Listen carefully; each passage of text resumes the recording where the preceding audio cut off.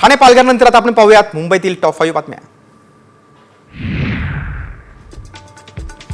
वक्फ bill समर्थनासाठी भाजपचे मोठे नेते आमच्या संपर्कात होते असा खळबळजनक दावा संजय राऊतांनी केलाय। राज्यसभेत मोदींनी नवीन पटनायकांच्या लोकांवर दबाव टाकल्याचं देखील त्यांनी म्हटलंय।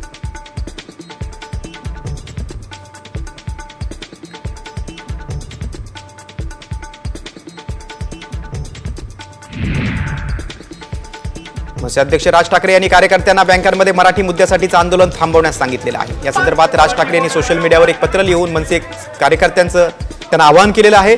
आता पुरेशी जागृती केली असल्यामुळे आंदोलन थांबवायला हरकत नाही असं राज ठाकरे यांनी पत्रात नमूद केलं।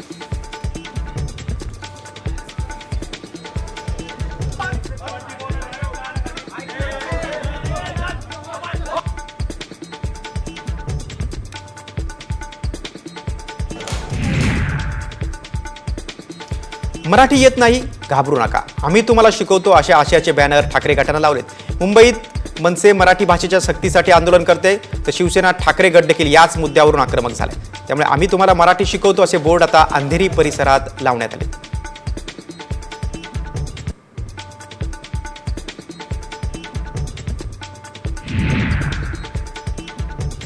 उपमुख्यमंत्री एकनाथ शिंदेंवर टीका कुणाल कामराला भोवलेली आहे, कारण आता बुक माय शोनं कुणाल कामरेचे जुने कंटेंट काढून टाकले, तसंच कलाकारांच्या यादीतून देखील त्याचं नाव काढून टाकलंय।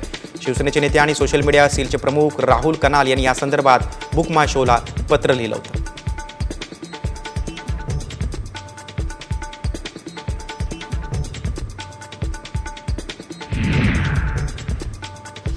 मुंबईच्या आझाद मैदानावर बौद्ध महासभा आणि इतर आंबेडकरी संघटनांनी आंदोलन केलेलं आहे। बिहारमधील बोधगया येथील महाबोधी महाविहार बौद्धांच्या ताब्यात देण्याच्या मागणीसाठी हे आंदोलन करण्यात आलं। रिपब्लिकन सेनेचे नेते आनंदराज आंबेडकरांच्या नेतृत्वाखाली हे आंदोलन झालं।